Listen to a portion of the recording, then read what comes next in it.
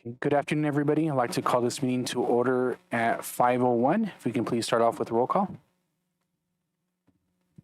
Mr. Andrew Sandoval, Here. Miss Sarah Turner, Here. Mr. Jacob Sandoval, Here. Miss Elva Ariano, and Mr. Neil Patel are not present. Okay, can we please stand for the Pledge of Allegiance?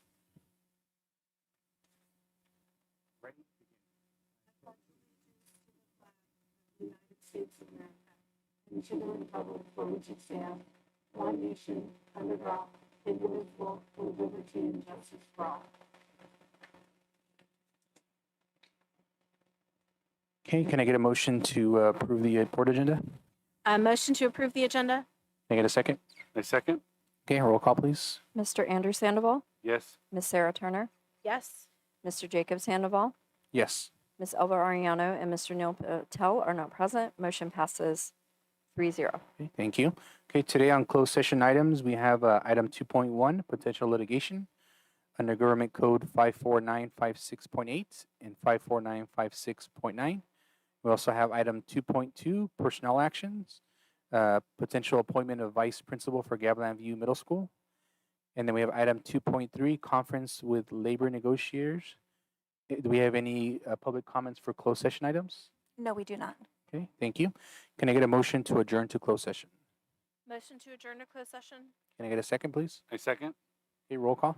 Mr. Andrew Sandoval, Yes. Miss Sarah Turner, Yes. Mr. Jacob Sandoval, Aye. Miss Elva Ariano, and Mr. Neil Patel are not present. Motion passes 3-0. Okay, we'll see everybody afterwards.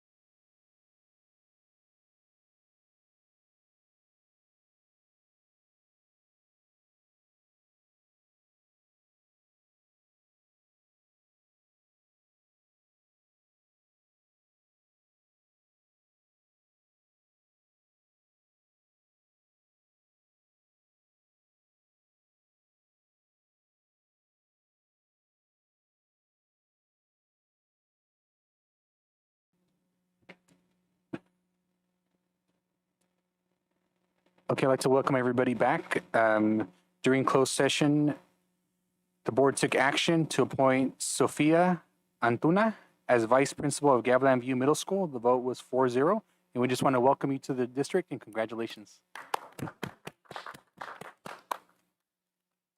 Not sure if you'd like to say any few words or, yeah.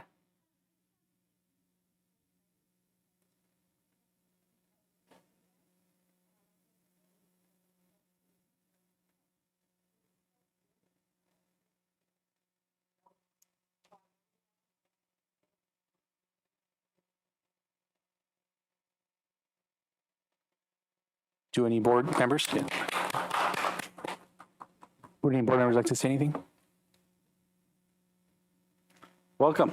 We're excited you're here to be part of the team and especially here at GV. Anybody else? Once again, welcome to the Santa Rita Union family. You know, Gavilan View is an awesome family here. You know, and so welcome. You know, we consider we have like small families, then we have the one big family on top as a district. But thank you, you know, for joining us. I understand you're from UC Santa Cruz and great graduates come out there, but your expertise is phenomenal. So thank you so much, and we're looking very forward to what you're bringing to the district. So thank you.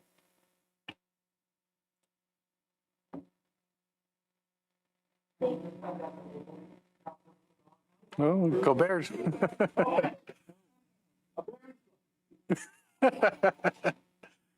Sorry, Sarah, would you like? Oh, yeah. Do you have an additional mic for her? Regardless of where you come from, we're really excited to have you here.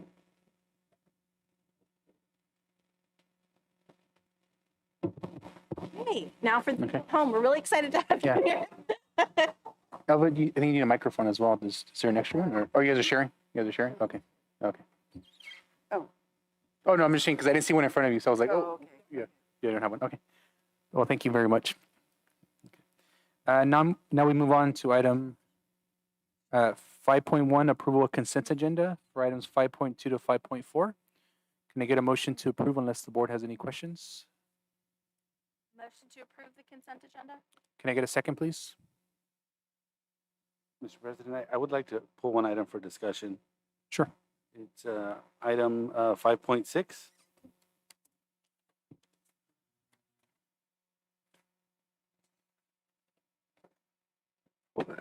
And it was just a comment.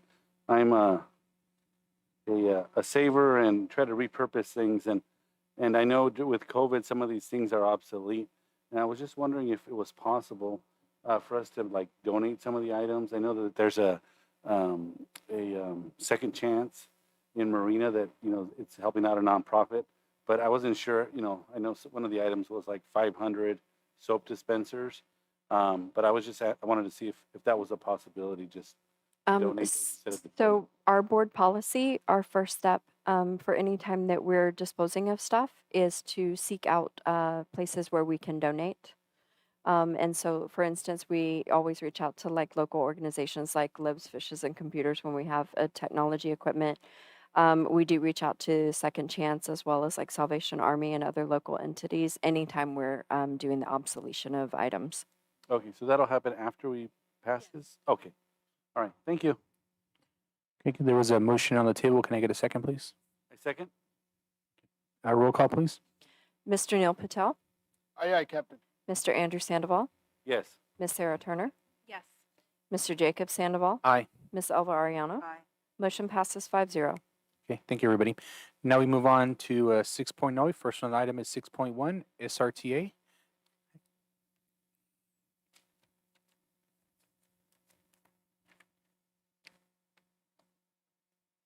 Dear ladies and gentlemen of the board, thank you for having me here tonight. I just want to start off by giving a huge SRTA welcome. I saw on the agenda that lots and lots and lots of new teachers were hired today, so that's very excited. We're getting a bunch of new teachers in. Even though we lost some at the end of last year from retirement, we hope these new teachers who come in stay with us just as long as those retirees did. Tomorrow marks the end of our first 3-week session of summer school. It's been going really, really well. I want to thank Mr. Ramirez for helping put all that together and everyone who's been involved with that process. It's been wonderful. We're going to say goodbye to the 36 students we've had and some teachers who were smart enough to take a vacation. I look forward to meeting my new group of 36 students on Monday. And I would like to invite if any board members want to come into my classroom. We're doing board games. So if you want to play games with the students, you're more than welcome to. Watch them learn new communication skills as they sink each other's battleships and make shady side deals in Monopoly. Thank you for your time. I hope you have a wonderful evening. Go ahead, Mr. Patel. Yeah.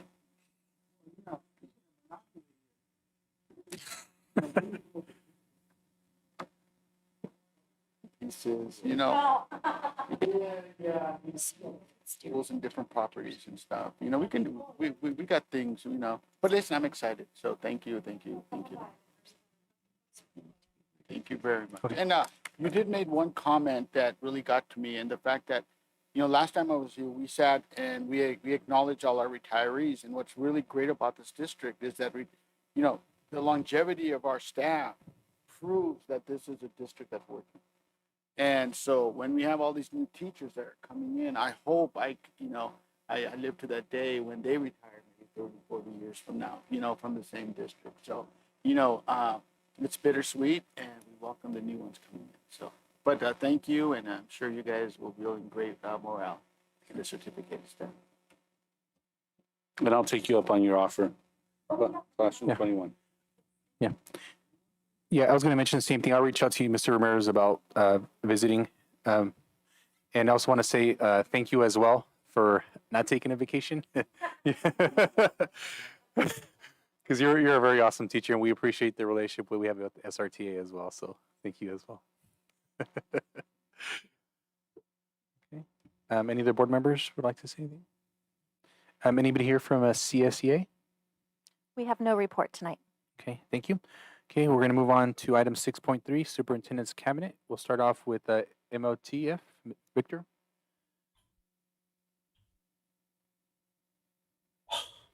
Well, good evening, good evening, everybody.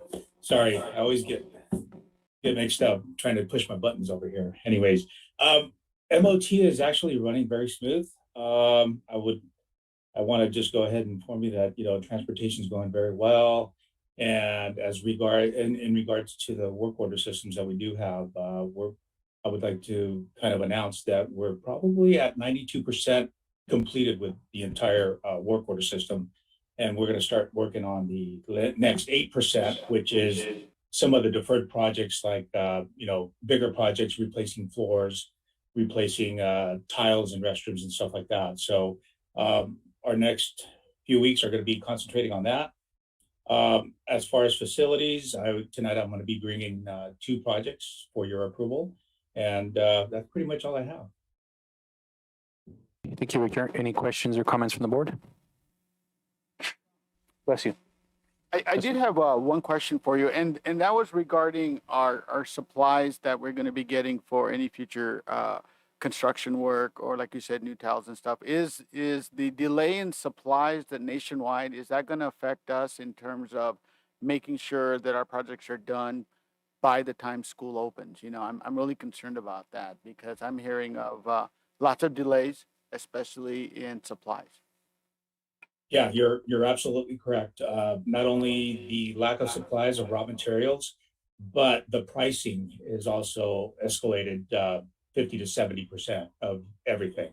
I don't know if you've gone to Home Depot, most of the shelves are pretty much, you know, empty. Other than that, I mean, most of the stuff that we do have won't be delayed solely because it's in small increments. And, you know, we can be frugal on what we have already, and we're trying to use up some of the stock that we've had for years. So that's creativity on that portion of it. In regards to the projects, now the projects, we're kind of guaranteed prices now. So the projects that we do have for tonight are portable buildings, which have been in a stockpile for several years. So they already have all the materials, and the price increase on those hasn't been dramatic. So we're guaranteed to have those 2 projects done before the start of school. Thank you very much for staying on top of that. I really appreciate that. Okay. Any other questions or comments from the board? No, Victor, I just want to commend you as you take on these last remaining percentage of, and your staff for taking on these projects and handling them yourselves instead of contracting them out. I know the staff appreciates getting those opportunities to learn new skills and develop the staff. So thank you guys for taking on those additional projects and saving the district money. Thank you. Any other questions or comments from the board? No? Okay. Thank you, Victor. Okay, now moving on to Director of Nutrition Services, Chuck Helm. Hi, good evening, everyone. Just a couple of quick points tonight. We had our first day of our on-site services that was approved last board meeting from Titan School Solutions. Got some good data entry done. Tomorrow we will work on menus and nutrition analysis, and then Friday we'll do some at least 1 or 2 site visits to make sure the hardware is working with their new program. Meal counts are still hovering around 500 or so, plus or minus here and there. And lastly, although we don't have the food bank on site anymore, but I did get an email the other day from the food bank asking if we wanted more diapers for the community. So I've secured some cases of diapers. We're going to have them delivered. Actually, I'm in the process of setting up the delivery. They haven't got back to me yet today, but we'll have those delivered and distributed to the sites that need them, and trying to maintain those relationships so we can keep helping out the community. That's all for me.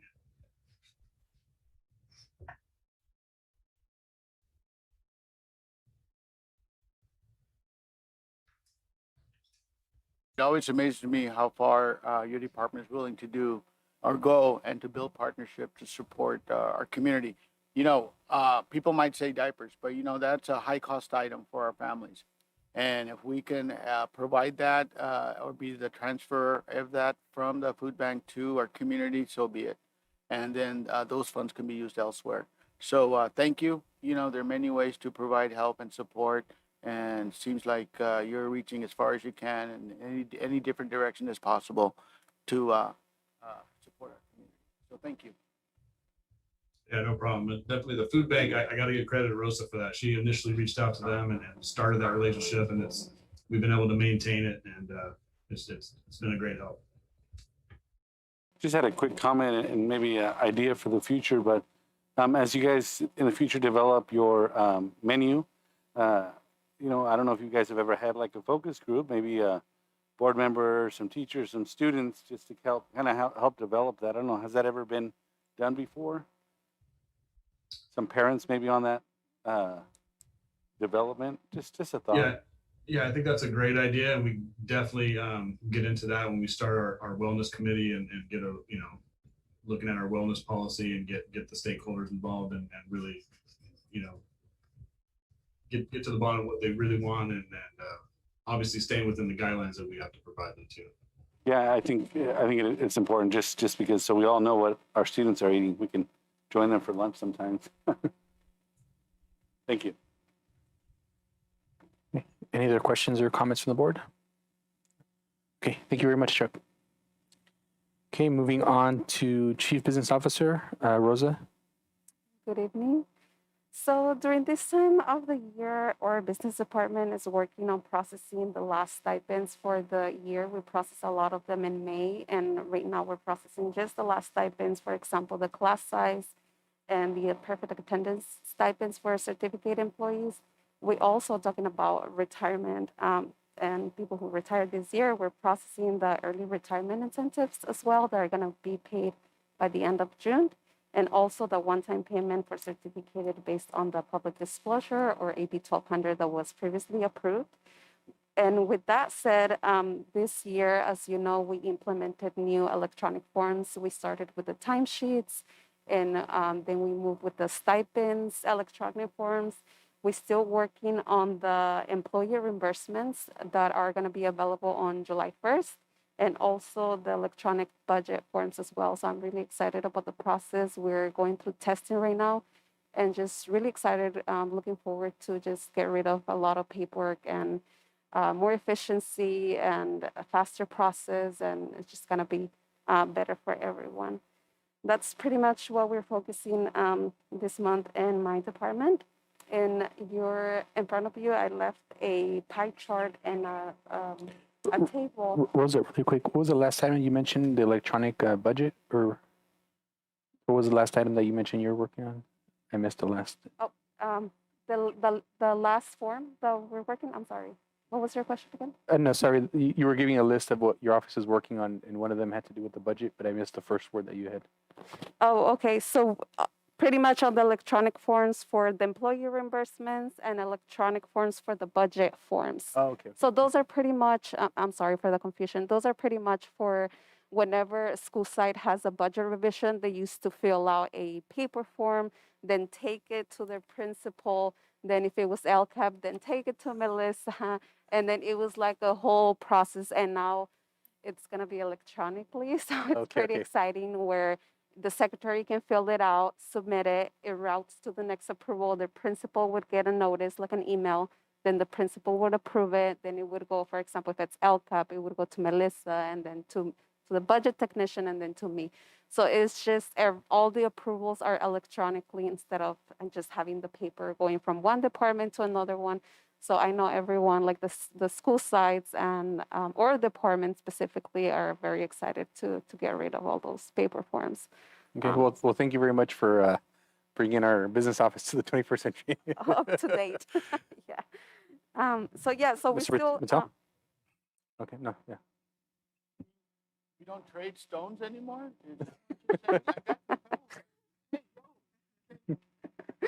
I know it's very very exciting, and yeah, we really went out and looked for other agencies that were doing similar services, but Inform K-12 was the best pricing, the best support that we could get, and everything is just so easy to use. We've been getting feedback from the employees saying, thank you, this is so much easier, and they don't even need a username or a login. They just put their name, fill out the form, submit it. It's very, very easy, friendly, and they can fill it out from their cell phones, iPads, and everything.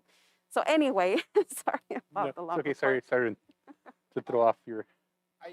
Rosa, you know what? I am your number one supporter as far as technology and updating our systems and protocols. I will say this, and that is my only concern, and it's a very small one, is the fact that we might have those teachers who might not be as well adept to adapting, to certain new technologies. So I hope our district is always mindful of that, and we're always taking additional steps to provide PD, provide training, etc. So in other words, it's not, hey, here it is, and for those teachers who need additional time, additional support, make sure we're providing that. And that's just not just for your department, but I hope that is for everything in the district. Technology, is awesome, but it can be scary, especially when you have to perform with it. And that's what us as teachers, we're performing. And when we have to use these new devices in front of live audiences, sometimes not knowing how to do it, adds to the pressure. So thank you for what you're doing. Just be a little mindful of that, and that's what the rest of the district is. We need to bring people along as technology moves. Thank you. Yeah, thank you for bringing that up, because at the beginning of the process, we did send out an email with instructions, and I did got some phone calls where some, teachers, they didn't even want to try it because they were afraid. And I was on the phone guiding them like, no, just click here, just put your name. Yeah, you're doing it right, step by step. And they were like, wow, this is really easy to use. Like, I didn't think I was they were trying to avoid and say, no, let me do the paper form. And I was like, okay, I'm on the phone with you. Let's go ahead and do it together.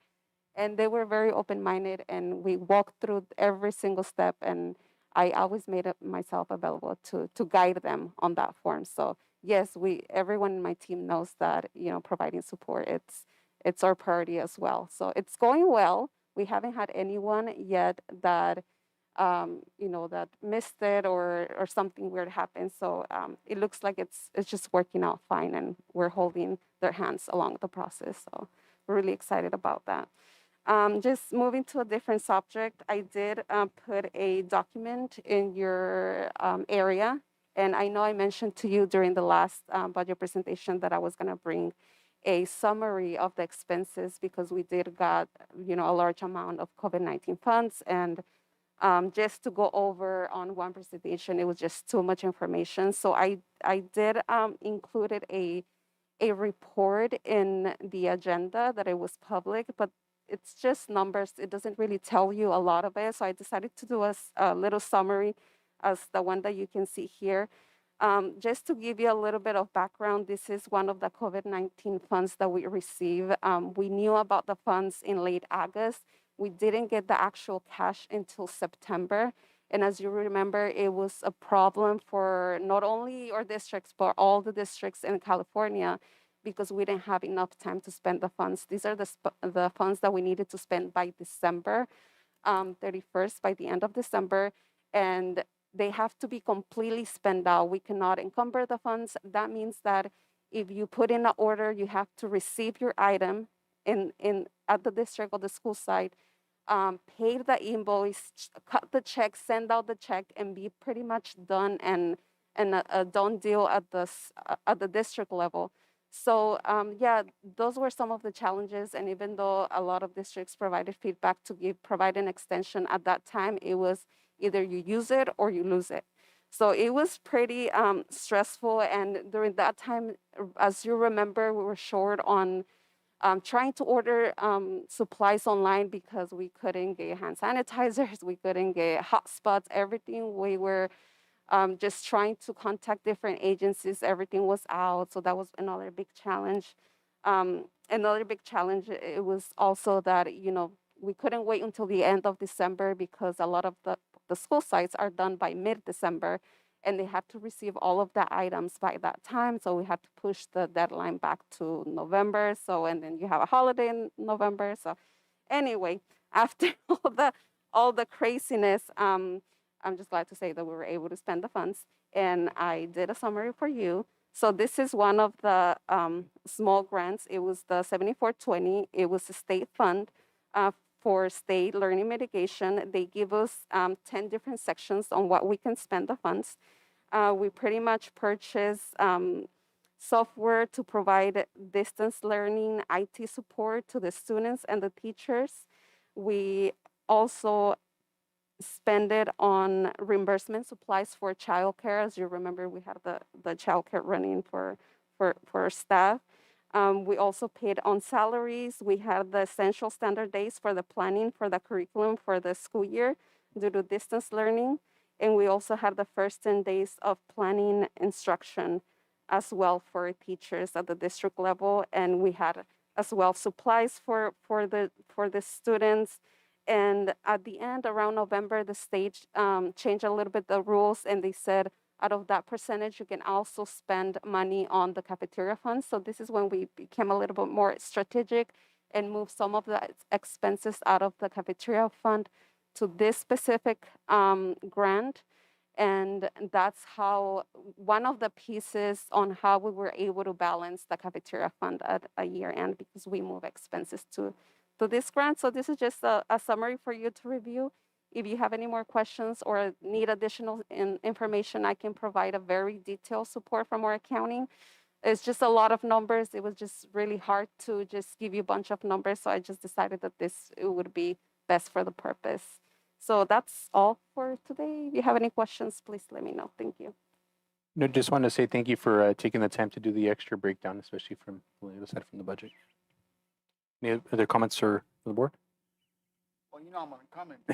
The fact that, year after year, we have agencies, whether it be state or federal, providing funding with such ridiculous constraints, knowing we don't have supplies, knowing there's a good God, man, you couldn't get half the things, We're living 10%.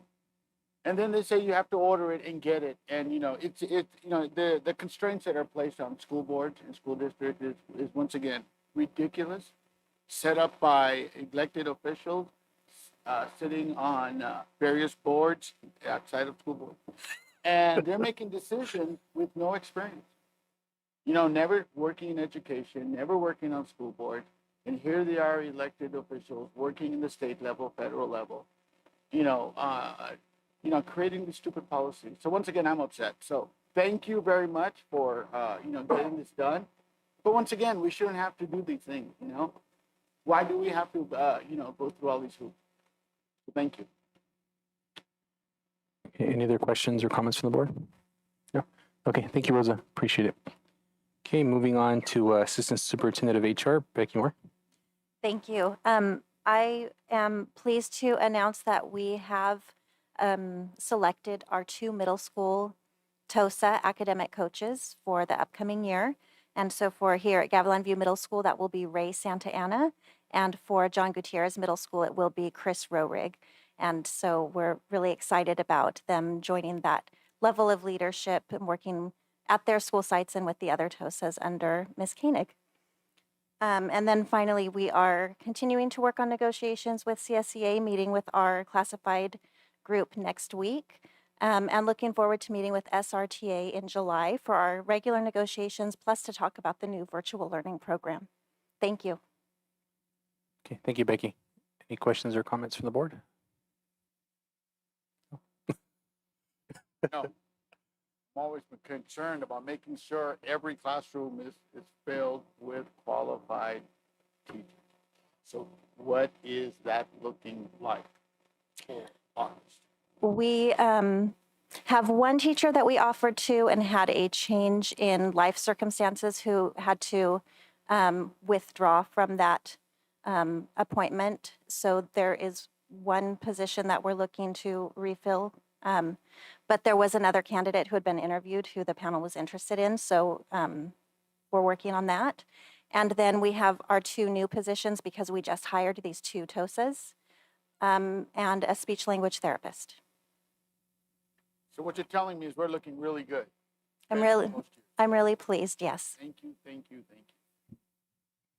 Okay, I just want to say congratulations to the 2 new staff members on their positions, and we're excited for what's to come.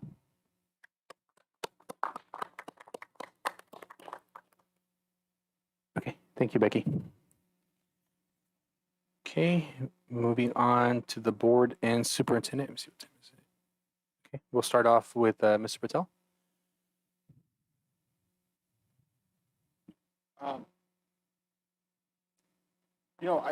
I'm really looking forward to this school year. My concerns, and I've talked to parents about this, and it's a lot of school boards, a lot of superintendents, and I understand, we want to open fully. I just want to make sure we're not making promises we can't keep. Right now we have so many agencies putting constraints on us. Office of this, office of that, state good of this, Monterey County of that. And what's happening is we're getting mixed messages. So whatever we decide, I want to make sure it's a clear message, to our community. And I don't want to make promises that we can't keep based on reliance on other people's directives or other agencies' directives. So we're beholden, we're held hostage to a certain degree, and so I hope and I wish and I want our school to open fully, safely, but given what we faced in the year and a half, I can't count on anything. All right, so whatever the promises are being made, I just hope we can keep, but once again, I'm looking forward to coming back to school, and I think a lot of parents are desperately wanting that as well. So, I concur it's time. Thank you. Okay, thank you, Mr. Patel. I'll go next just in case our other person comes in at the same time. So for myself, we had our board retreat, which I appreciate everybody showing up on a Saturday. It was very productive and kind of setting the stage or the tempo for the following year. The other thing I do want to mention is I want to mention to the facilities committee and also bring up to the public and is about potentially looking at the idea of having changing rooms at the middle schools and involving the PE teachers and all the stakeholders just to make sure we do it right. And also want to look into potentially having John Gutierrez also have a softball field.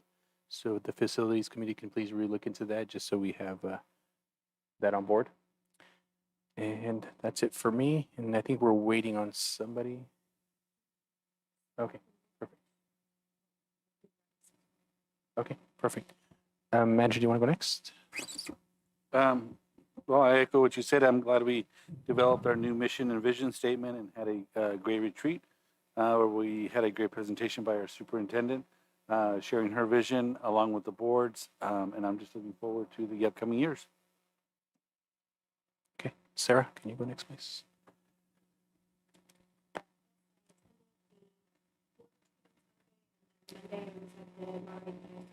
Association.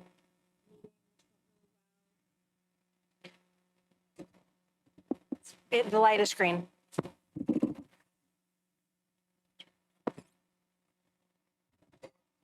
Okay, is that picking up? There we go. Yes, I was at the board retreat and then Monterey County School Boards Association on Monday. It was an excellent meeting. The committee laid out a series of trainings that we're going to have available to basically anybody who's associated with education in the county, but I think they're going to be excellent, dealing with things like social media and vaping. I mean, basically all kinds of things that different board members have brought forward. So there's going to be one available per month online. And I think a lot of teachers and staff are going to be interested in them. I also, as a result of that meeting, was asked to join the Monterey County Education Coalition. This is what happens when you talk at meetings, that people ask you to do other things. So I'm very excited about that, and they're going to start meeting again in the fall. And I know that there's a lot at the county level and the state level that we're interested in advocating for the kids. And thank you, Sarah, for representing us there. Alba, you next. I too attended the board retreat last Saturday, and I just felt that it was very, very productive. And we did review, like Mr. Sandoval said, the vision and the mission statement. And I hope to see it up in the office whenever we get that poster or whatever up in the office. I just think that it's something that should be visual for the parents that come into the office, parents and anybody that comes in. So that was all I have. Thank you, Alba. So we're going to move on to item 8.1, just because of scheduling, which is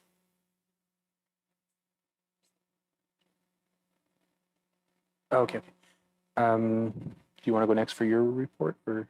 I was just going to sum up my report saying we had a great workshop. I'll bring those documents back for a final review and approval by this board. So our updated strategic action plan and sort of our 3-year goals. Okay. Thank you. Any public comments for non-agenda items? No. Okay. Any public comments for agenda items? No. Okay, thank you. So we'll move on to 8.1, information orientation of redistricting and establishing trustee areas.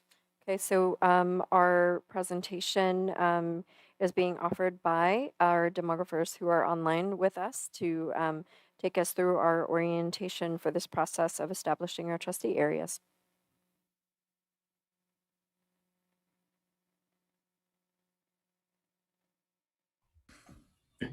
Well, I'll introduce us. This is Jean Gobelay.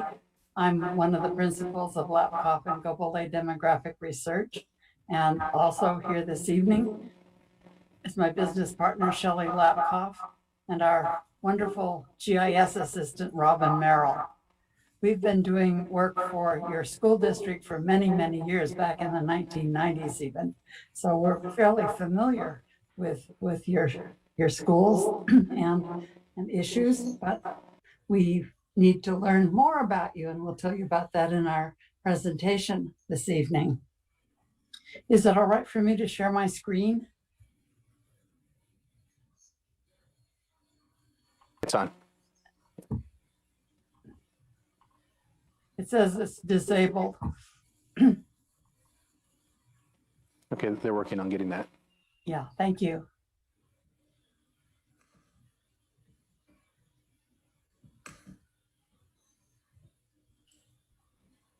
Okay, try it now. Yeah.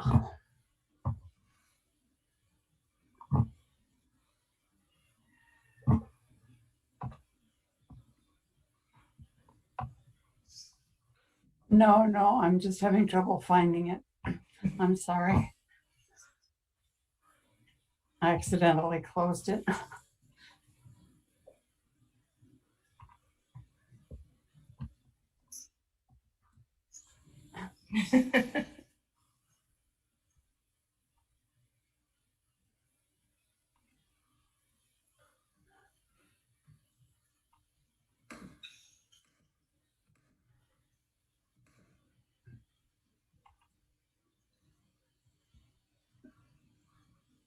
Oh, here we are finally. Sorry.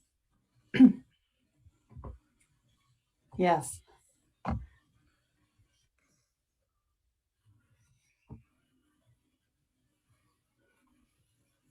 All right. We're at the beginning of a process that will last several months. And this evening, we're going to give you sort of an overview of why we need to do this and what's going to happen during the redistricting or during the districting process. Since your school district is new to this, we will be talking about this more than once, and there probably is more detail in our presentation than you can absorb at one sitting. So I hope you'll have copies of this to review later, and you can ask us questions, of course, as we go along or at the end.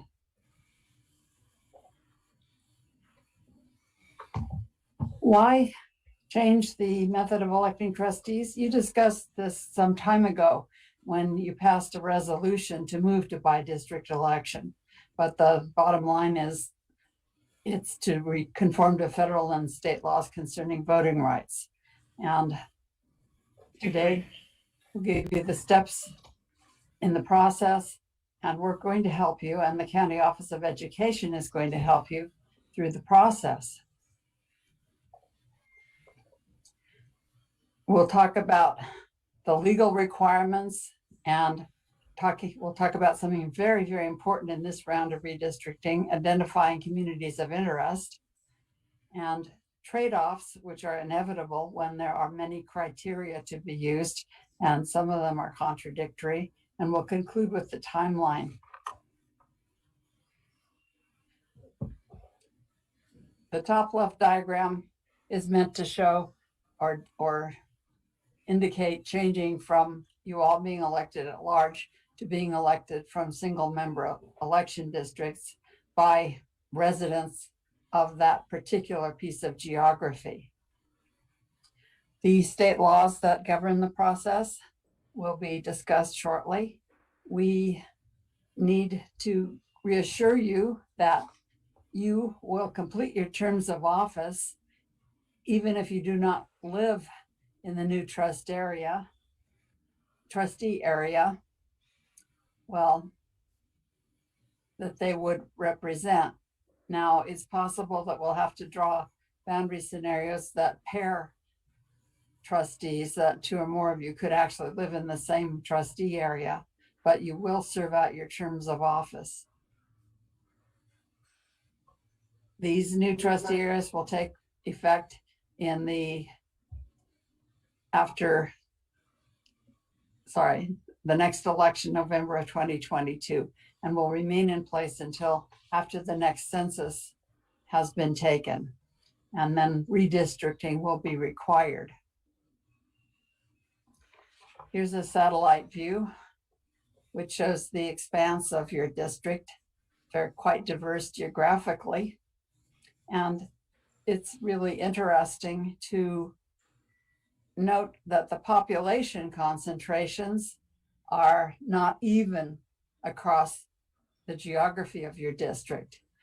You can see that in the city of Salinas portion of the district, there are big concentrations, especially in the northwesternmost part of the city. And very few people way out in the east and in the west and in the north. So this is going to raise a challenge for you. You will need to be thinking about how to treat this rural area. Do you want to have some of it in each trustee area? That might be difficult, but you will need to consider whether it appeals to you to try to share the rural areas to the extent possible. Now Shelley is going to tell you something about the laws that are governing this process. Shelley? Yes, thank you, Jean. So there are various legal guidelines that we have to follow and that you'll have to follow. First, there's the federal law. There's a population equality requirement, as well as the Voting Rights Act requirement, which I'll discuss in more detail in a minute. And then we have a state code, state education code to abide by. And then finally, it's kind of interesting this time, there's a new state law, but it only applies to cities and counties. So you don't have to use the requirements of the new state laws, but it may be a good idea. And in particular, they discuss redistricting criteria and public outreach. Next slide, please. Okay, so I want to explain the population equality requirement. And we have a hypothetical example here. And basically, the trustee areas need to be equal in total population. And that total population is based on the Census 2020 data. Whatever that data provides is what we need to use. And basically, we take the total population of your area, we divide by 5 for the 5 trustees. And in this particular example, say if you had 23,000 people, you'd have 4,600 is the ideal trustee area size. Now, you don't have to be exactly 4,600. There's some deviation. And in this example, well, in all examples, it's 10% is the maximum deviation, which is going to be plus or minus 460, a total of 460 difference between the smallest and largest district. So that gives you an idea of the trustee areas need to be relatively equal in population. Now, the second legal requirement from the federal government is the Voting Rights Act from 1964 and its amendments. And basically it says that the trustee areas should be drawn so that members of protected groups have the opportunity to elect representatives of their choice. Protected groups in this case is mainly the Hispanic population, but there are various ethnic groups, Asians and African Americans, Hispanics, but in Santa Rita, I think the main group is going to be the Hispanic population. And there's some requirements about when do you have to take these protected groups into account, and I'm sure the Hispanic population would apply. Now, another tricky part of this is that we have to take the protected groups into account, but the Supreme Court decision and after the 1990 redistricting, Shaw v. Reno and some other Supreme Court cases said that race cannot be the only or the predominant factor in redistricting. So it's a little tricky because we have to take it into account, but we can't take it into account above everything else. And then I believe Jean's going to do the next slide. Showing an example. Thank you, Shelley. This is a kind of a complicated slide, and we called it examples of gerrymandering. Whenever political districting is brought up, people start talking about gerrymandering, and it means a lot of different things. Originally, it meant very odd-shaped election districts that favored one party or one interest group over another. But in this case, this particular slide, it means that you can draw election districts in different ways, some of which give more power to one group or to the other, or give power to the extent that they share, to the extent of their share in the total population. So the top rectangle shows everyone votes for everyone. Each one of those circles is a set of voters. The second slide says it's compact and fair. These election districts are compact and fair to the extent that all the blues have 2 districts, that's 40% of the total. And the orange people have 60% of the election districts. However, if these were race or ethnic groups, this would be called packing, which is not desirable either. And we'll have to talk about this with you more, perhaps, if the need arises. The third panel shows that the districts are unfair because orange has the majority in all 5 districts. And the bottom one shows that they're unfair and not compact. This is because we have blue as a majority in 60% when they're only 40% of the population. Compactness is not always possible or even desirable. So this last panel needs to be interpreted with care. Because sometimes, and this is true in Monterey County, there are topographical barriers like mountain ranges and other geographical features that make it far less logical to draw lines that make for nice compact districts that are essentially circles or close to them. We need to take into account many other things besides compactness when drawing these boundaries. For example, your school attendance areas might be taken into account. Communities of interest of various sorts might be taken into account. And the communities of interest can include race, ethnic groups like Latinos and other people protected under the Federal Voting Rights Act. And there are many other considerations. So I'd like to say that gerrymandering is in the eyes of the beholders, because people look at a map and they don't know and notice anything except the shape of the election districts.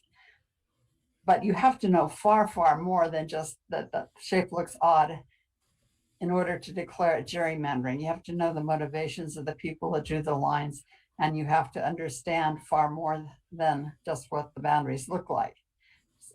So something that looks gerrymandered to me might look not gerrymandered to you because you understand the reasons for the lines being where they are. I imagine that as you go through this process, people will ask you, perhaps in a critical way, about whether gerrymandering is going on.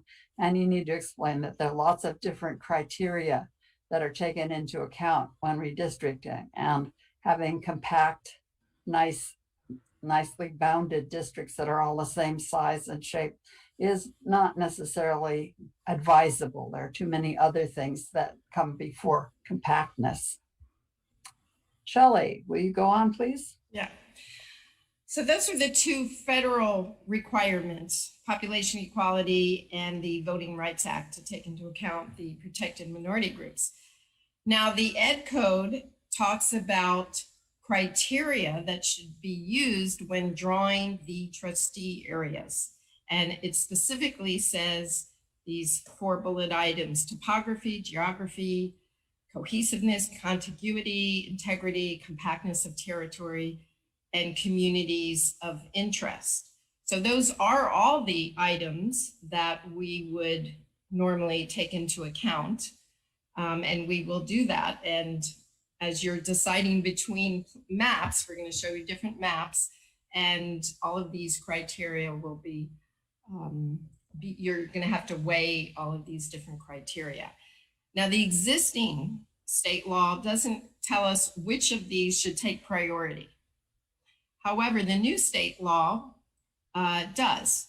And the next slide is a summary of the Fair Maps Act, which was passed in 2019. Now, it's optional for school districts. It required, absolutely required, for the cities and the county boards of supervisors and also the state legislature. And school districts and special districts were specifically taken out of the Fair Maps Act because they thought it might be too onerous for the school district. So to the extent possible, it's a good idea to take the Fair Maps Act into account, but again, it's optional. So this lists in order the criteria that should be taken into account. So obviously federal law comes first, and the districts have to be contiguous. That means they have to touch. You can't have districts that are split, a trustee area that's split. And then of interest is number 3, is that communities of interest come next. So the state legislature was very concerned that communities of interest are the most important criterion to take into account. So we're going to be asking you in the community what you consider your communities of interest, so that as we draw the maps, we can keep communities of interest together. And you'll also see, like number 5, easily identifiable and understood boundaries. And 6 is the compactness, so toward the end of the requirements of the priority of the criteria. And the next slide. Of course, your elections are nonpartisan, so the last criterion isn't significant. Sorry, Shelley. Yeah. So the other thing that the Fair Maps Act says is they want to make sure that the process is transparent and the public has plenty of opportunity to participate. So there are requirements to hold at least 4 public hearings, and there are very specific protocols for those hearings. For example, you have to have exact starting times for the meeting. So if you're going to talk about redistricting and it's part of your regular meeting, you have to set a time and stop whatever you're doing and start the redistricting process or districting process at a specified time. And that's so if the public wants to join, they don't come and then have to wait and extra time before that item is being heard. Other things that they talk about to encourage residents to participate is people need a redistricting website that's in effect for the next 10 years. In your case, a districting website that would be in effect for the next 10 years, where you would give the schedule of meetings. And you would show the draft maps that are being considered. And you would have summaries of the meetings. There needs to be translation services if requested, and there is other outreach requirements. Now, the Monterey County Office of Ed is taking care of most of this, if not all of this, for the school district. So they are putting up a redistricting or districting website page for you that will be accessed through your website. And they're also arranging translation services if needed. Next slide, please. And Jean, why don't you're going to talk about communities of interest? Yes, communities of interest, or COIs for short. They are geographically contiguous areas in which people share social and economic interests, should be in a single trustee area or considered when the boundaries are drawn. And something that we ask you to help us with, and your district's residents may help with this too, is what is your community of interest, or what are your communities of interest? Things that you think, areas, territories that you think should be kept together and not split between trustee areas. And then there's a second question, because you don't necessarily want your whole community of interest to be in a single trustee area. You may want your community of interest to have influence in more than one trustee area, so that more than one trustee would represent your interests. This is intriguing question, and it's a big balancing act, but this is a very important consideration in this round of districting. Some examples of communities of interest include, as I've already said, school attendance areas, recognized neighborhoods, city limits, unincorporated communities, areas with similar demographic characteristics, areas with similar issues. And here's a map that we did using US Census data from the American Community Survey. This is 2010 census tracts with 2019 data for median household income. And the darkest green areas of your school district have the highest median household incomes, and the lighter the green, the lower the median household income, which probably should not be very surprising to you, this pattern. There actually are two other categories in Monterey County, one higher and one below. So you're in the middle three categories of the five that we are mapping for other jurisdictions in Monterey County. This map shows adult educational attainment, and that means how much education in total do adults 25 and over have. This particular map just shows the share with a bachelor's degree or more. The better educated, the darker the purple. And this shows the same kind of thing, except it's pie chart showing all the categories that we've used. We are preparing maps of other sorts of communities of interest that are data-based. That is, for which we have data from the Census Bureau and from other sources that we can map. However, some of the community of interest considerations are quite subjective, and my idea of what my neighborhood is might not be exactly the same as my neighbors. The boundaries are in people's minds. They're not something you can put on a map like this. But we would like you to think, please, about which geographic areas belong together and why. Well, we must comply with the laws, but there are trade-offs. It's a balancing act. We can rarely, if ever, optimize all the criteria simultaneously. For example, two or more communities of interest may overlap and have different boundaries that are somewhat mutually exclusive. We will have to compare districting scenarios according, and we will look at how well they keep communities of interest intact or divided if people prefer that. We must recognize trade-offs, and we will be developing a series of scenarios for you. And one of the things that we will do for you is to report which redistricting criteria are met well by a particular scenario and which are met less well in that scenario, and how each of the different plans ranks or rates relative to each other. Now, Shelley will walk you through the timeline. Monterey County Register of Voters are very concerned about the districts that are transitioning to trustee area elections like yours. And they requested that we do those plans sooner rather than later because they may need to draw new precincts.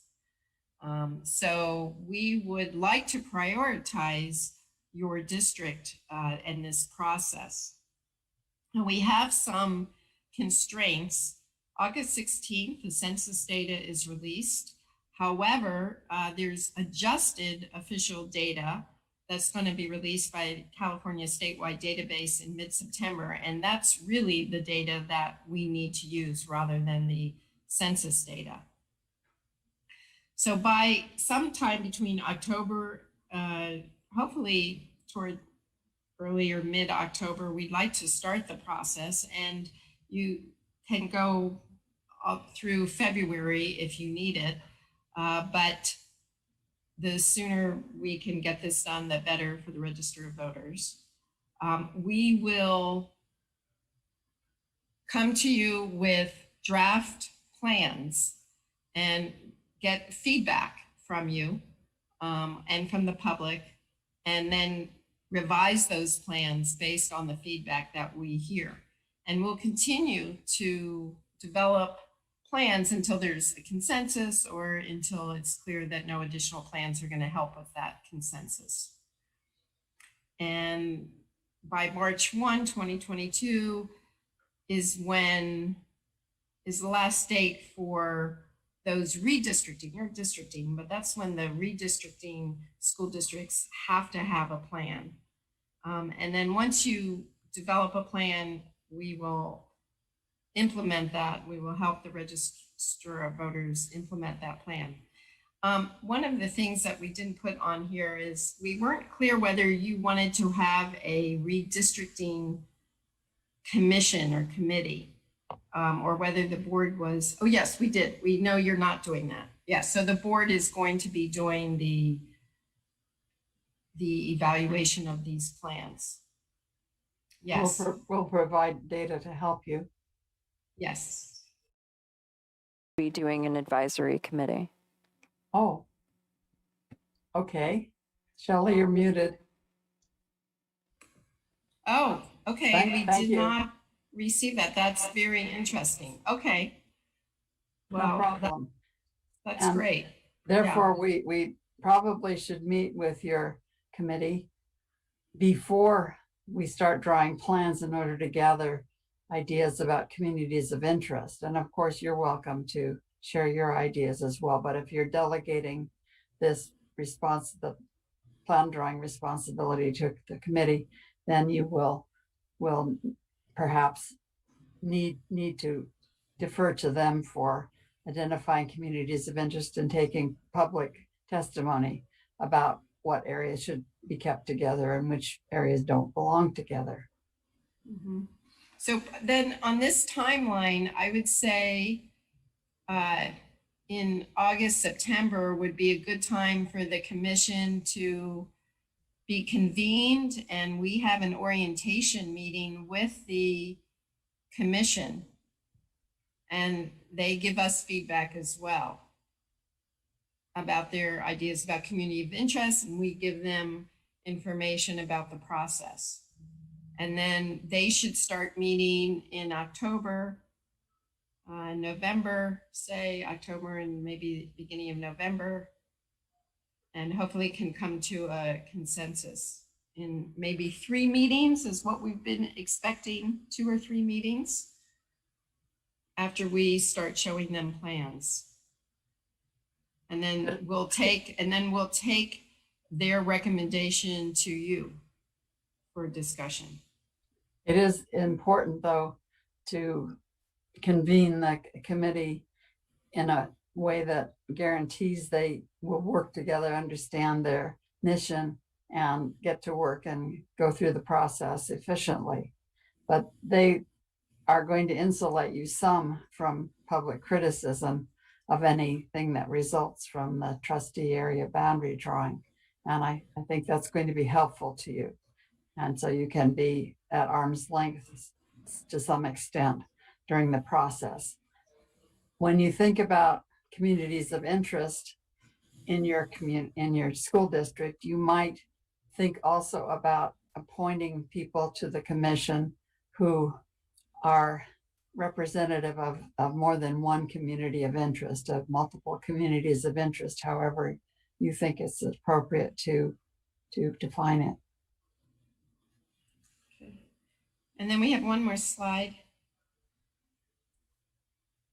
Just in terms of next steps. And actually we have, now that we know you have a redistricting commission, probably the first step is to convene a redistricting commission. So that would be 1A.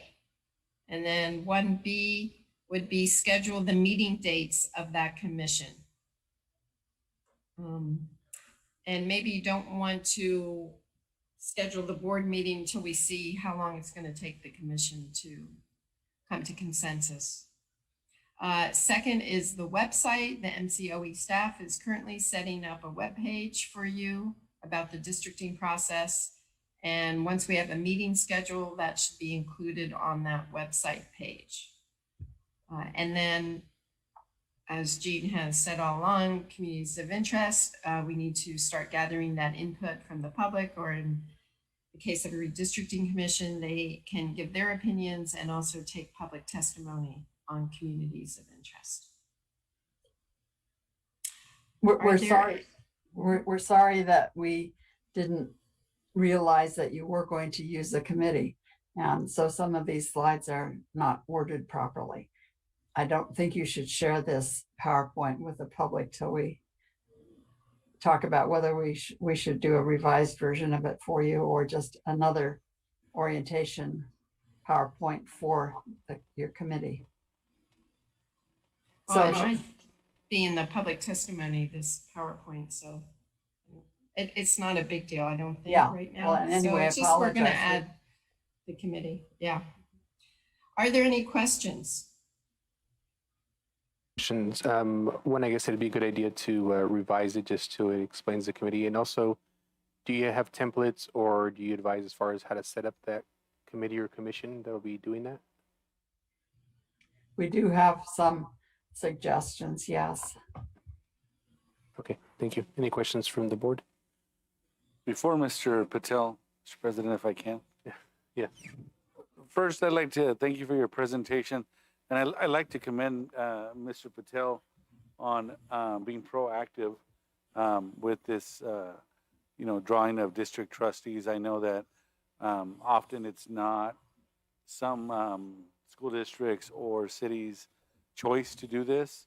They often can receive a demand letter, which costs that public entity thousands and thousands of dollars in legal fees. So thank you for that, Mr. Patel. Thank you very much. Once again, I think all of us as board members, we're always striving to leave this district better than we found it. We're all not going to be here at someday. And I just want to make sure that while we're here, we're making sure we're taking the proper steps. So thank you for the board for supporting this idea, each and every one of you. This cannot be done unless, we have the commitment of the entire representation of the board. Having said that, I did like the guidelines that were determined or shared by the federal government, state government.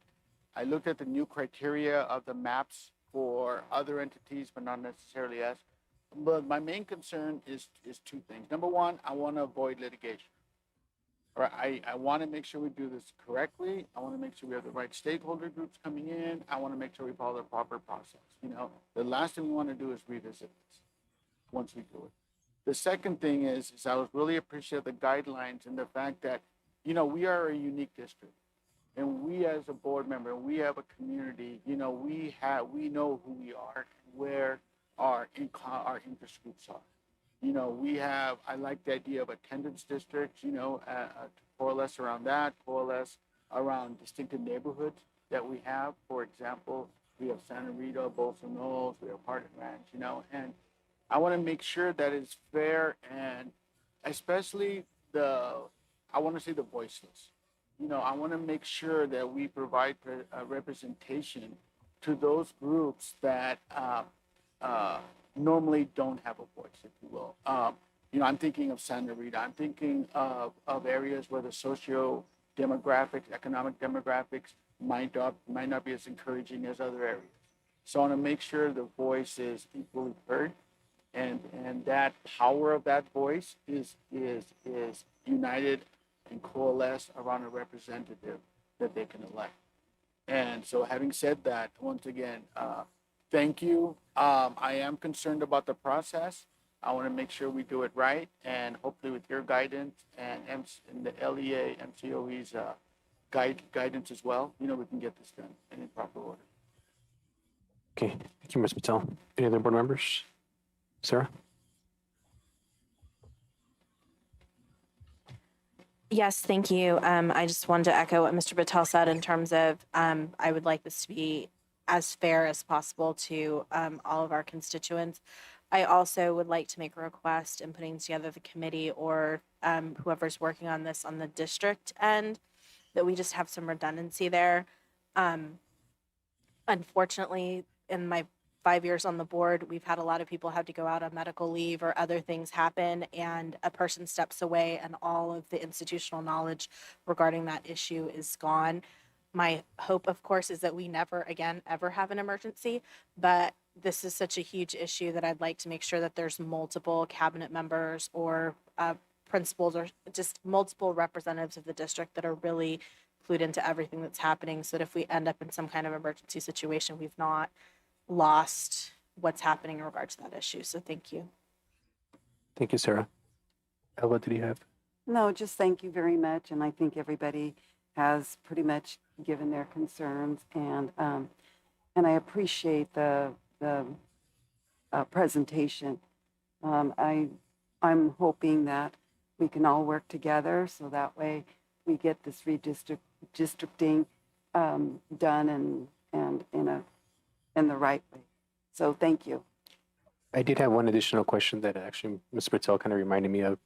We do have some areas that are going to have future growth in the future. So I know that part of it is kind of dividing up the district population proportionally wise.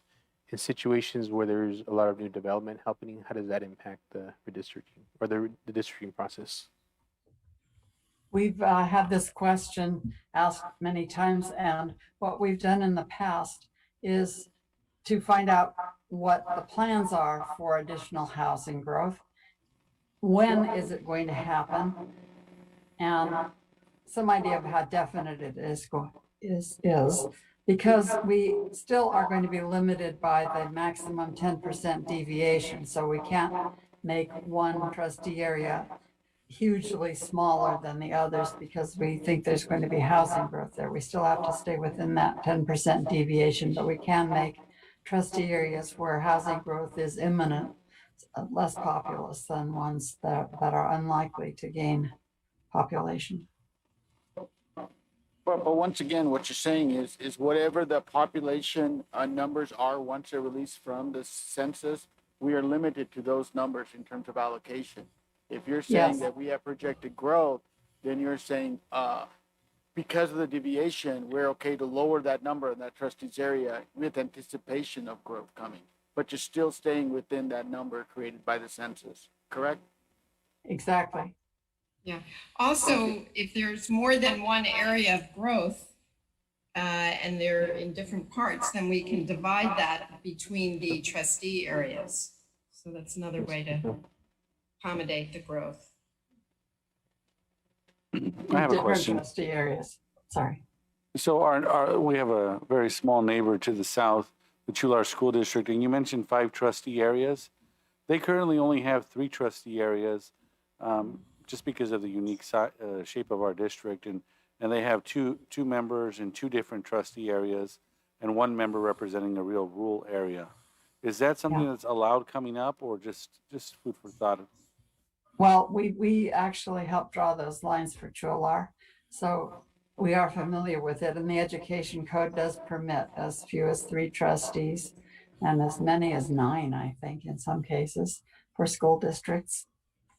But I don't think that any attorneys would recommend that you pair up and have that sort of arrangement in your district with a couple of multi-member districts and 1 or more single-member districts, just because this leaves room for more litigation opportunities for people who want to be critical of what you've done. The single-member trustee areas are the safest historically, as we understand them and as the attorneys have told us.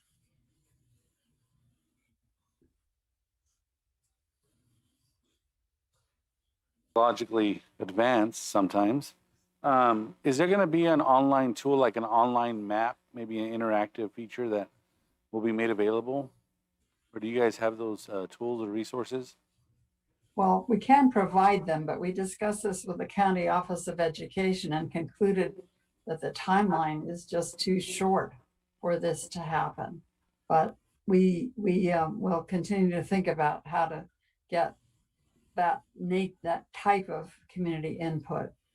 It is a complicated process because we need to train people to use the tool, and we need to analyze plans that are drawn by community members. Okay, and one last question. I know they addressed that you guys have some templates for choosing this this commission, and I know they county is currently going through that process. And I know the supervisor areas are selecting committee members. So generally, who decides the process on how that selection will happen? It depends on what kind of a commission you're planning to have. Is it just advisory where the commission members can bring a plan or two to you and say, here's what we recommend, but then you can go ahead and do whatever you want? Or is your commission going to tell you, here is the plan that you should adopt, period? Or something in between there. There are different kinds of commissions, in other words. The question, therefore, of how to appoint a commission depends on what type. Had you discussed what type you wanted to use? Advisory? That's the most common. We had discussed an advisory committee with the ultimate decision resting with the board when we went through this. Yeah, So that's the that- most common kind. And that's been the past practice in Monterey County for all the school districts we've helped move to election board. And at the individual time, trustee area. we focused on thinking that we needed to make sure that we had stakeholders from at least each of our community areas, and particularly in areas with very dense population, maybe more than one representation for all of our school sites so that we have parity amongst that, as well as the neighborhoods. But that they would act as an advisory committee to the board, and then the board would ultimately approve the trustee area map. Now, one thing to consider is that you don't want the committee being too large because we're trying to get consensus. So maybe 10 members would be a good number, not too many.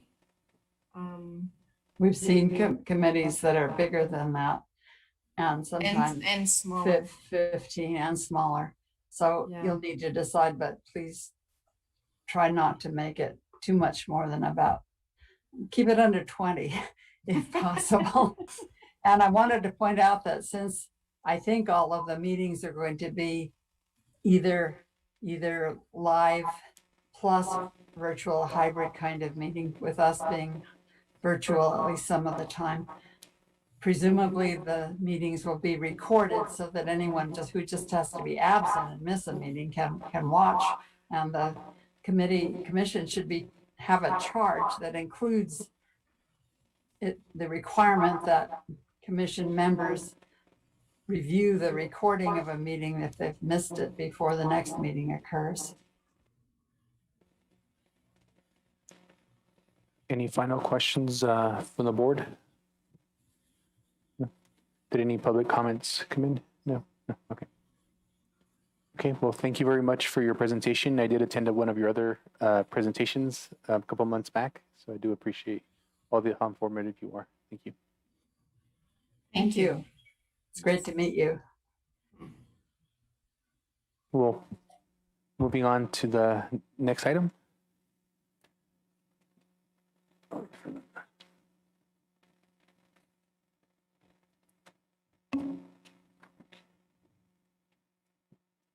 Okay, I believe that's my item, 9.1.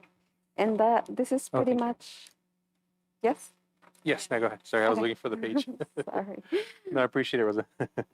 That's pretty much for the process for the budget approval, the July 1st budget. And as you know, the budget was available in our website for inspection on June 4th. And then I presented the budget and we did the budget hearing on June 9th, which was the last board meeting. And now it's for budget adoption. As I mentioned before, this is the first draft of the budget. We might have to do a 45 budget revision based on the state sign approved budget. They still haven't signed the budget, so we still have to wait for that. Usually if it doesn't happen by July 1st, they hold their paychecks, so I'm pretty sure it will happen by then. Yeah, if you have any questions or comments, I'm available, but we're required to approve before July 1st. Thanks. Okay, any questions or comments, or if I can get a motion, please? So motion. Okay, can I get a second? Second. Okay, all the seconds, roll call, please. Mr. Neil Patel, Aye, aye, Captain. Mr. Andrew Sandoval, Yes. Miss Sarah Turner, Aye. Mr. Jacob Sandoval, Aye. Miss Alva Arellano. Aye. Motion passes 5-0. Okay, thank you, everybody, and thank you, Rosa, for your work on this as well. Thank you. Okay, moving on to item 9.2, approve local control accountability plan, the LCAP, for the 2021 to 2024 school years. Thank you. This is sort of a companion document to our budget for this year. We posted it as well as the budget for public consumption on the website and presented it for public hearing at our last board meeting. And we have received no feedback or comments. Okay, thank you. Any questions or comments? If not, can I get a motion to approve? Just a quick comment and then I'll motion. These are as a trustee, as a parent, as an involved community member, these are the things that get me excited, is the amount of community involvement, the amount of access to all our stakeholders, and our district's approach to parent participation. So with that, I'd like to make a motion to approve. Okay, thank you. Can I get a second? Okay, Sarah, roll call, please. Mr. Neil Patel, Aye, aye, Captain. Mr. Andrew Sandoval, Yes. Miss Sarah Turner, Aye. Mr. Jacob Sandoval, Aye. Miss Alva Arellano. Aye. Motion passes 5-0. Thank you, everybody. Moving on to 9.3, sorry, approve the new portable buildings at La Jolla. Thank you very much. This is Hold one on of one the one second. two projects. I'm sorry. Did you have a, Sarah? Victor, I was going to commend you for all of your good work, but I'm going to let you talk and then I'll do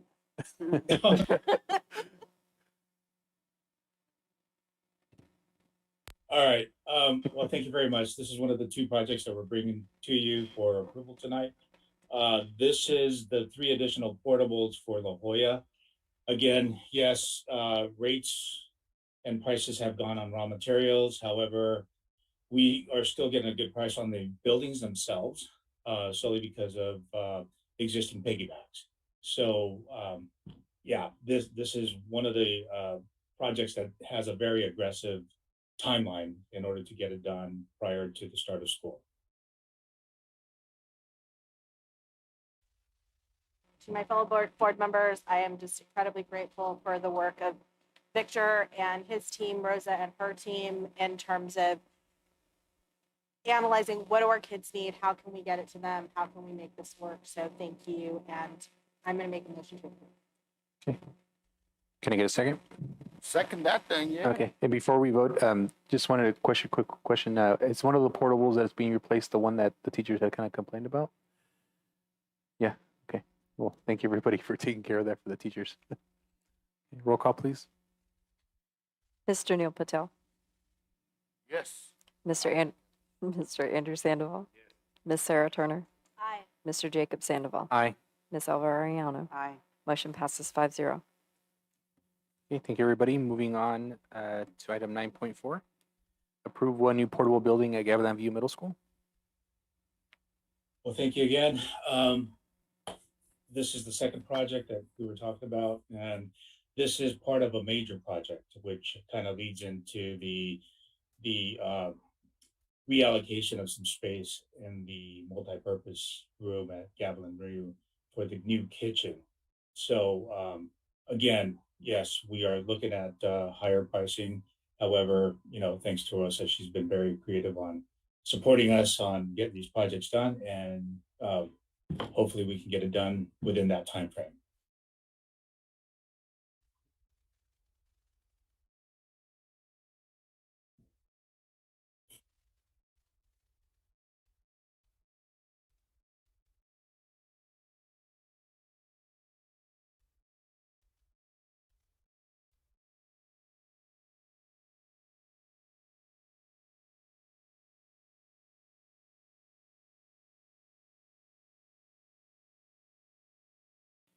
Moving on to 10.1, approve revised job description for classroom teacher. Thank you. Our current classroom teacher job description was last approved by the board in 1991. So the revisions to this job description reflect current educational practices, as well as the addition of a new section for the new position of virtual learning program teacher. 91, so it was such a vintage year. It was a good You year. remember those days, anyone? Pre-computer, Do you remember? I mean, those were the fun days. We didn't have cameras and phones and How was that Gavilan View that year? calm down there, youngin. I heard about it. Anyway, having said that, once again, thank you for updating us and bringing us to the year 2021. I'm not saying 30 years is too long, but maybe you might want to think. Yeah. Okay, any questions or comments from the board? If not, can I get a motion? I make a motion to approve. Okay, thank you, Elva. Can I get a second? Second. Roll call, please. Mr. Neil Patel, Oh, yes. Aye, Captain. Mr. Andrew Sandoval, Yes. Ms. Sarah Turner, Aye. Mr. Jacob Sandoval, Aye. Ms. Elva Ariano. Aye. Motion passes 5-0. Okay, and thank you, Becky, Melissa. I know you guys are constantly updating those documents that have a little bit of time in there. Okay, moving on to 10.2, approve new position, virtual learning program teacher. Thank you. We are requesting 2 FTE virtual learning program teachers for our new virtual learning program.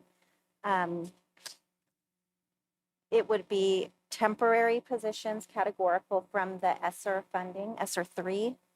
And at this time, we believe 2 teachers will fit the need, but if we see an increase in interest, then I will come back to you to request more FTE for that program.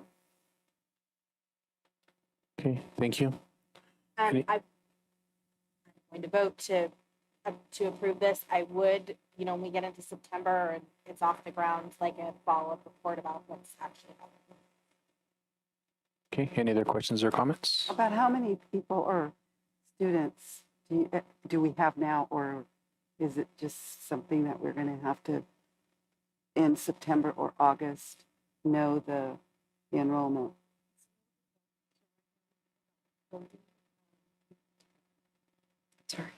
Right now, we have about 30 families who've expressed interest in the program. And that's great. We're going to start with grades 4 through 8 and then build out capacity as we go from there. We needed to start somewhere. And so we feel like knowing that we're going to send out a more distinct, do you want to register for the program, that we're sort of taking a midway safe route by saying, let's start with 2 teachers, 2 FTEs. And then if we need to bring more back before September, we can do that based on actual, signups for the program. So. Thank you. Okay, thank you. Any other questions or comments? Can I get a motion to approve? Can Motion to approve. I get a second? Second. Okay, roll call, please. Mr. Neil Patel, Mm-hmm.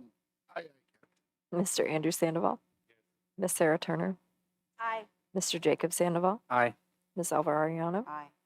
Motion passes 5-0. Okay, thank you, everybody.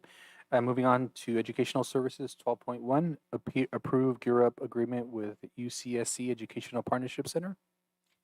So a couple months ago, our new incoming Gavilan View vice principal, who is currently employed by UCSC and is helping to facilitate their Gear Up program, reached out and wanted to know if we wanted to partner with Gavilan View with the high school district to create a Gear Up cohort for their new grant application.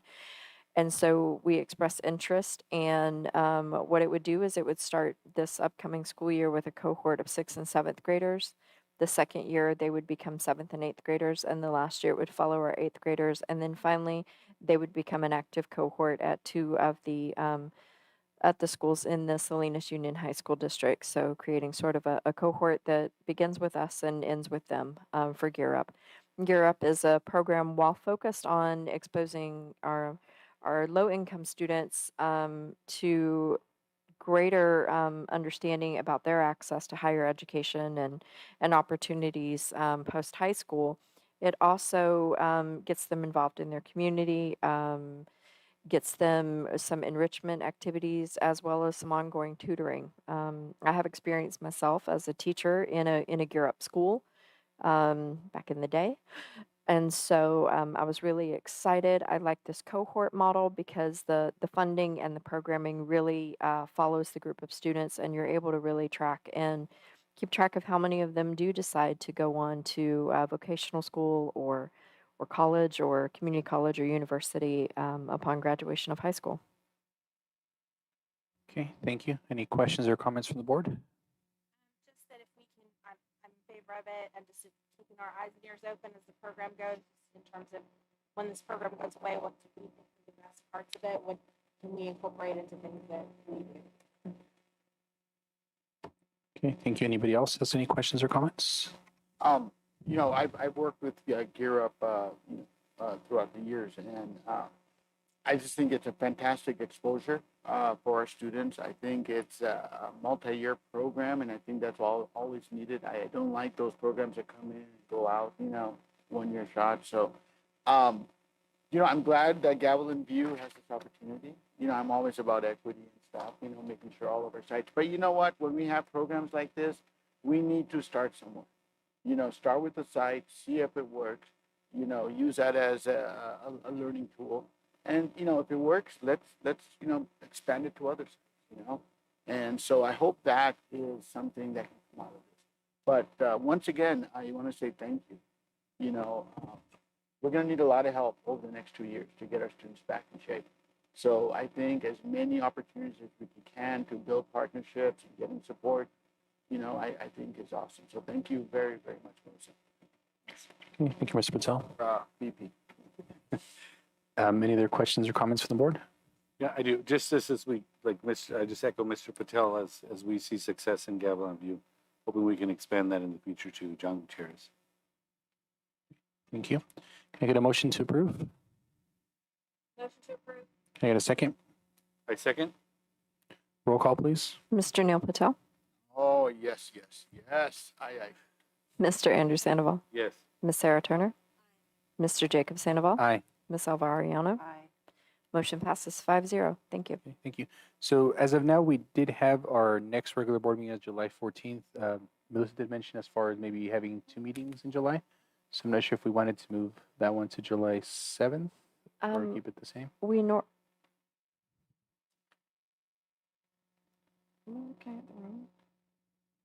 We're scheduled to have our board meeting on, is it? 14th, which would be in 3 weeks. That was my request. If we could, well, I'm going to get the board's feedback. I'm okay having 1 meeting. I was expressing to Jacob that oftentimes we collapse it and only have 1 meeting in the month of July. But if the board is okay, this year we just seem to have quite a lot of business as we head towards reopening schools. If it's okay to have 2 in July. Me too. Thank you. Okay. Situation we've been in with COVID. That, I just wanted to get the board's feedback because I know our normal practice. Concurrence, you know, once again, you know, I want to open fully, but I want to make sure that we have contingencies in place. So that would put our next meeting on the 14th, and then the final meeting in July would be on the 28th. Okay, is everybody okay with that? Yes. The 14th and the 28th. Right. Yeah. Thank you. Okay, and then moving on to 13.2, suggested future board items. Just for our next board meeting, our plan moving forward for in-person learning, or what our district is going to be doing. Okay.